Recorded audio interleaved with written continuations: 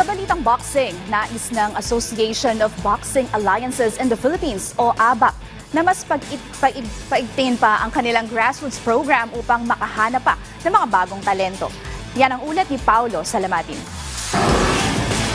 Desidido ang Association of Boxing Alliances in the Philippines o ABAP sa paghahanap ng mga bagong boksingero na maaaring maging susunod na henerasyon ng mga boxing Olympians sa bansa. Aminado ang ABAP na kinukulang pa ng mga boksingero ang national team dahil sa limitadong bilang ng mga atletang nagnanais maging bahagi ng pambansang koponan.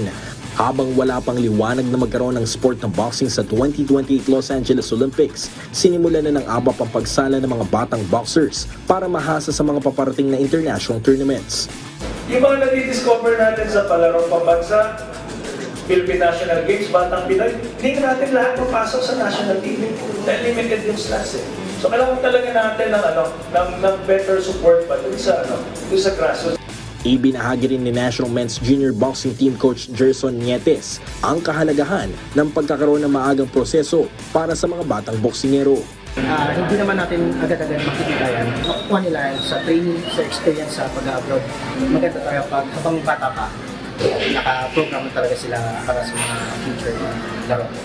Sa ngayon may kabuuang 47 miyembro ang national training pool kumpara sa libo-libong miyembro ng mga boxing team ng ibang bansa. Gamit ang planong patatagin pang grassroots program ng Philippine Boxing Team sa buong bansa, mapapataas nito ang tsansa ng Pilipinas sa masungkit ang kauna-unahang gintong medalya sa Olympic boxing events. Paulo Salamatin para sa Pambansang TV sa Bagong Pilipinas.